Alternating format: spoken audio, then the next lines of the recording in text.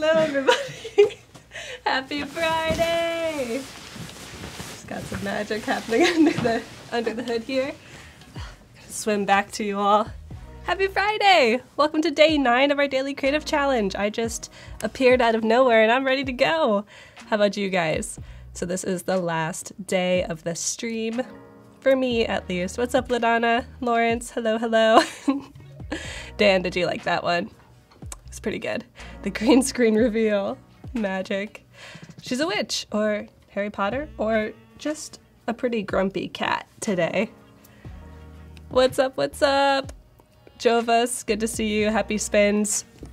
So chat, if you are joining me today, thank you so much for coming through on the last day of the challenge. Like I said, this is day 9 of the Photoshop Daily Creative Challenge with me, Kathleen, your host. This is a great way to build your Photoshop skills over 2 weeks. So we started all the way last 2 Mondays ago, October 14th. Wild. Had a stream and a challenge every day, Monday through Friday, and we are ending today right before Halloween. Spinning into the last day of this daily creative challenge. Yes, Ralph, we need to spin into every day. It's a way of life, I think. Is it hot in here? Is it just me? Just like green screen reveal? Got us all excited. Wow. What's up, Camille? Marilyn, good to see you. So if you want to keep in touch for future daily creative challenges, you can do so by coming over to behance.net/challenge/Photoshop. Like I said, today is the last day of this one, but another Photoshop Daily Creative Challenge is starting on Monday. So not with me, but I think with Jesus Ramirez, yes, and who will be taking you through another 9 challenges. It's pretty amazing. Hi, Sam. Oh, thank you, Renee. Appreciate it. By the way, this hat is by Christina Makati. She's an amazing illustrator and a cool person. All right, so we are going to be working through our challenge.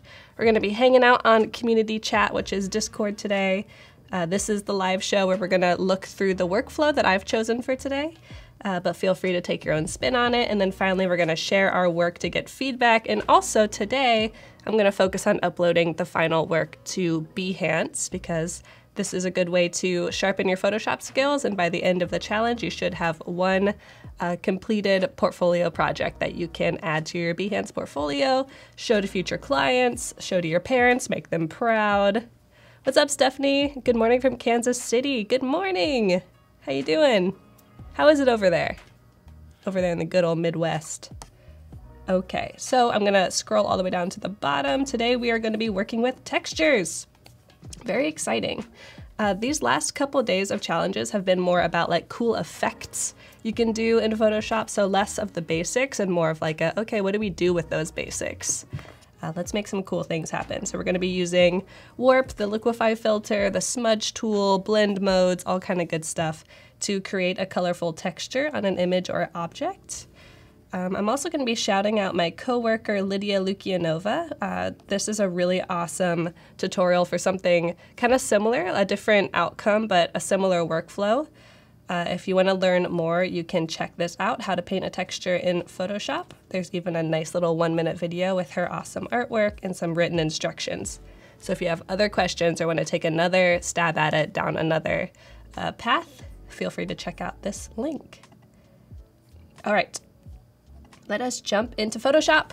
So today, if you remember, we've been doing horror book redesigns every day for this challenge. So the last one I've chosen is The Silence of the Lambs by Thomas Harris. Did you know it was based off a book? I did, actually, obviously. So we're going to be redesigning this book cover. It could also, you could redesign the movie poster, I guess, if you're interested. Or you can redesign any other book cover that you wish. But I've been going down this spooky route, so I'm going to continue to do so. So today, like I said, we're going to be covering textures in Photoshop, painting them, and then warping them and meshing them together with a base image. What's up, Cindy? Oh, good to see you. I haven't seen you in a while, Cindy. Vesma, hello. Stone says, at least your hat is not that ugly pink on steroids. What pink are you talking about? Wow.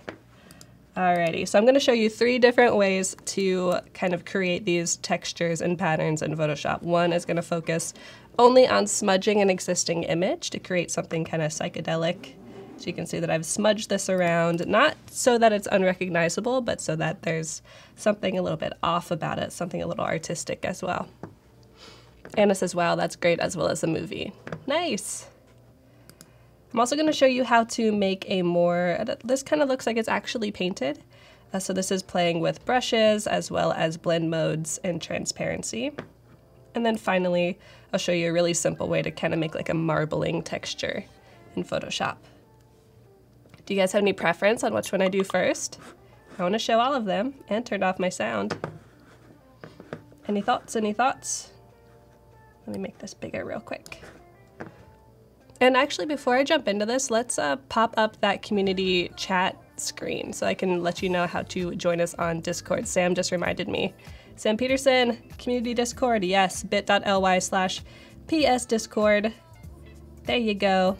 That is how you're going to join us, and especially since I'm going to be ending my challenge today, if you want to keep hanging out while I'm not hosting, join us there. I'll show you Discord at the end.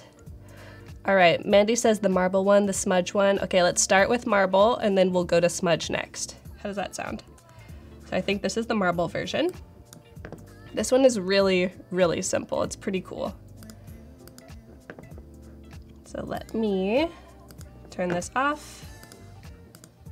Turn off my border and my text. All we want to do is work with this moth. So this is the, I believe it's called the Death's Head Hawk Moth, I think.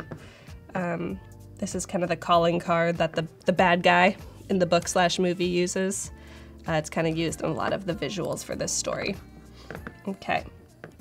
So the first thing I'm going to do is I'm going to isolate this image. So I've removed the background from this moth. If I disable this mask, you can see that it was on a white background, but I masked it out, although not perfectly. Let me get rid of this line really quick. Fill that with black. Boom. And since we've covered how to remove backgrounds multiple times during this challenge, I'm not going to go over it again. But like I said, you can use the select and mask workflow for that. Alrighty, so we're going to make a new layer on top of our moth. And I'm actually going to use the brush that we made for brush making. I believe that was day 5 when I did the Green Mile cover. So I have my brush, my lettering brush, and if you want access to it, you can go back to day 5. Actually, let me show you. You can go back to, here we go, day 5. You can click Get Started, and you should be able to access the brush. Here it is, Kathleen's brush, or you can use your own with making one in Adobe Capture. All right, so I'm on a new layer. Don't forget that. I'm gonna change my brush color to red. Got a nice red chosen. I'm gonna increase my brush size. I can either use my brackets, or I can even come to this and increase my slider here. Sound good? Stone does not like fuchsia. Understood. I don't mind fuchsia. I think it's pretty cool. It's like a nice pink-purple combo. All right, so the way that I made my marble pattern is I first, well, that's a little too big. Calm down there. I first just made a couple marks, and the way that I did it was I kind of used the lines on the moth to help me guide my strokes. They're not gonna end up totally aligning with these lines at the end of the process, but it just gave me a way to kind of know where I should even lay things down, because this can be a little daunting, like where do I even put these lines? You're kind of just making it up as you go. Okay, cool. I'm gonna put some right here. I don't want to cover up this kind of skull motif because that is kind of central to the idea of this moth. And then, similar to the tutorial that I shared with you that Lydia worked on, she used the Liquify filter to get a nice marbling effect, and I'll show you how to do that super quickly. So go to Filter, Liquify, and then since I've used Liquify recently, it's gonna do something similar to what I did before, but if I go to Command-Z, undo, and go back to Filter, let's see if I can find Liquify here. There we go. It will open up this workspace for us where we can hand paint some smudges. Now, one thing that I like to do is to use this almost like cyclone pattern right here. It's pretty small, there we go. And that's a way you can kind of merge things together in one click. If you hold Option or Alt, if you're on a PC, it will go the other way. It's like a hurricane, literally spinning one way or the other. Where can I get a lot of brush styles? You have access to all of Kyle Webster's mega packs and other brush packs. If you're a CC subscriber, I can show you how to do that in one moment. Alrighty. So I can even increase or decrease how much I'm seeing the background image. If that helps, I'm gonna decrease it a little bit. And then from here, you can just take the normal smudge and smudge things around. So I want to smudge that down over here. And I'm slowly making this marble pattern. Don't worry about staying within the edges of your moth. We will be clipping it, so it won't matter so much. I'm gonna decrease this size, spin that a little, spin that a little. You can either even take the smudge and draw with it to really get some movement going. This is fun. It's fun to experiment with this. I could probably do this all day and there'd really be no right or wrong answer. So it's kind of taking on this marbly, painty effect. And since it's red, it kind of feels spooky. What's up, Valder? Good to see you. Patty, hello, hello. Ah, D, thanks. Glad you like the hat. All right, I'm just gonna click OK. And that's gonna apply this filter on top of my layer. But as you notice that it is not within the edges of the moth like this version was. So let's just clip it really quickly. I've shown this a couple times. You can either hover between the two layers, hold Option or Alt if you're on a PC, and click to clip it, or you can right click on the layer and click Create Clipping Mask. And there you go. All right. So I'm going to now play with blend modes to see what I like a little bit more. I think I liked hard light. Yes. And I don't love how this is covering the skull's mouth, so I'm just going to come in here with the smudge brush and smudge that down a little bit.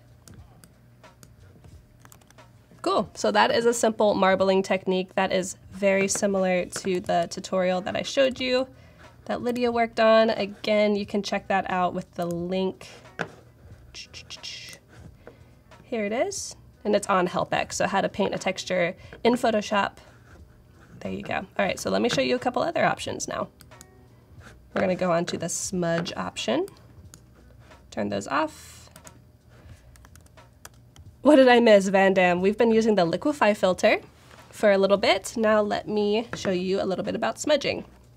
So I just used the smudge brush really briefly and showed you kind of how it works, but I'll show you a little bit more in depth. Let me duplicate a moth, bring it up, turn it back on so that we can play with it. I'm actually going to duplicate it twice, so I have one version on the bottom and one version to smudge. So with this top version, I'm going to come over here to the smudge brush or smudge tool. If you don't see it, it might be hidden under blur or sharpen, but you can long press on it and open it up. Up here, I'm gonna actually increase the hardness of my brush. And this is where you can experiment a little bit. So I'm gonna increase my brush size, and I'm gonna click on this skull, and you can move it around. I could even move it outside of it. If I were to disable the mask, you'd be able to see that. But first and foremost, I'm gonna drag this over, drag it back maybe, and then I'm going to play with modes. So if you do darken, it's going to take all the dark pixels, lighten, it's going to focus on the light ones, hue and saturation, luminosity. I think I had some fun with color. Actually, maybe it was hue. Mixing these together, yeah, kind of brings in some interesting tones here. So I thought I would just use the normal mode and kind of make almost a hypnotic, smudgy pattern. Decrease my hardness back. Maybe decrease my size a little bit. There we go. Really interesting. Now this might look a little obvious right now and kind of heavy-handed, but don't worry. That is why I saved a version below. Okay, so we've smudged things around a little bit. I know it doesn't look great, but let's play with our blend mode so that we can see that version below as well. So now it almost has this like smudgy, strange feel to it. Whoa, that's really scary. Okay, let's go back to multiply. I like that. I'm gonna smudge this around even more so that we can keep things moving, feeling strange. Ooh, we want the eyes to be there for sure. Then you can keep playing with your blend modes and see what feels right to you. You can just really go wild with it, and the only thing I'm really keeping is that kind of skull in the middle. So you can continue to play with that, end up with something like this. I really liked how that turned out. It was awesome. Okay, so let's move on to our last one. This is kind of a painted texture that we're going to use blend modes again. So let's get a new layer on top of our moth. And for this, I used the same brush, the one that I made on day 5, and I'm just going to use some textured strokes to kind of fill in areas with color. So I'm hitting all of the brown parts with a really high saturation red. Cool. I'm going to hit all of those grayish dark parts with a really saturated blue. Just kind of fill this in. I'm picking colors that are similar. They're kind of analogous, but pretty different as well. So really saturated blue for the dark parts, highly saturated red for the brown parts, and then for the yellow, I'm gonna choose kind of like a light pink. Fuchsia, maybe. Stone, you should look away. But it won't stay this color. Alrighty. From here, I can even use my smudge brush. Gonna turn down my strength to smudge some of this together. Get things moving in an interesting way. And then use my blend mode to apply it so it almost looks like a watercolor pattern on top of a moth. Pretty interesting. Now if I want to get rid of those outline pieces, I'm just going to clip it to the layer below it and keep playing. This gives it almost like a more friendly vibe, which maybe it's not the best option for this story, or maybe it's an interesting option for this story. It takes it down a different path. Oh, that's cool. It uses the same colors, but a little bit different. All right, I like this. It's almost watercolory. Cool. What do we think? 3 different techniques to use liquifying and warping and smudging to apply a pattern onto an image. I'm gonna go with my original warp marble pattern, I think. I like that the most. All right, so this is already in our book cover template. I'm gonna turn my border back on, turn my type back on. I've played a little bit with size up here. I made the of a little bit smaller so that it fits together well. And then we have Thomas Harris here at the bottom. So let me export this and I'll show you how to get it uploaded onto Behance, because we haven't done that in a couple days. I'm really excited to see what you guys all do with this. You could apply a pattern onto anything, trying to think what would be interesting to apply pattern onto. Maybe like stone, like natural material. That would be sweet. We're gonna make this a JPEG. Export. Anybody actually read this book? I have not, and I'm very tempted. All right, silence of the lambs.jpg. Beautiful. Thank you, Dan and Jay. Appreciate it. Alrighty, let's get this onto Behance. Go to my profile. So I didn't really touch on this very much previously, but for these Behance portfolio projects, it's important that you have one project. So see, I have one project for the book cover redesign, and then I'm uploading all of my different days within one project. So I'm not doing day 1, day 2, day 3, day 4. I'm making one project and then doing day 1, day 2, day 3, day 4 in here. Elise says it's a really scary read, and Patty says it's a really good book. Okay, I'm tempted. I gotta finish my current Dean Koontz book first. Then maybe I'll jump into it. So here's my project so far. I've actually used the photo grid filter feature to add all of my covers so far. I need to apply the border to this image before I finish, because that looks a little strange. But I'm noticing a theme. We have a lot of dark backgrounds, and then these last couple of days I've had light backgrounds. It's funny. Ken says, read it before seeing the movie. Pleased to see how much the book made it to the screen. Oh, you read it before seeing the movie. That's awesome. It's always nice when that happens. So I'm gonna go up to edit. Let's add our final image in here. Oh, Patty, that's so nice. Patty's excited to see what Ken does with this challenge. It's really encouraging of the community. It's a good place, this community. Glad to be a part of it. All right, let's do day 9. Texture, upload it. Yesterday we did the leftovers with some motion blurring. Today we're gonna do Silence of the Lambs. Paint that texture, upload it. And there we go. So we have all 9 challenges uploaded into this project. It's pretty amazing. I might need to do this grid 3x3 instead of 4x4 so I can get all 9 in here. And if you do want to do a photo grid like this, you're just going to insert media and click the photo grid icon, and this is where you can upload all your files. We'll delete that for now. So we have all of our pieces in here. In the settings, please make sure that in discoverability you have PS Daily Challenge as your keyword, because we want to be able to find your projects, and this is the way that we can search for it. So save, I'll show you really quickly. So if we go to PS Entries, this is kind of a pre-made search that I have that searches by that PS Daily Challenge, and then you can see all of the projects. So I want to take a moment and look at a couple of these. Oh, Philippe, this is a great cover image.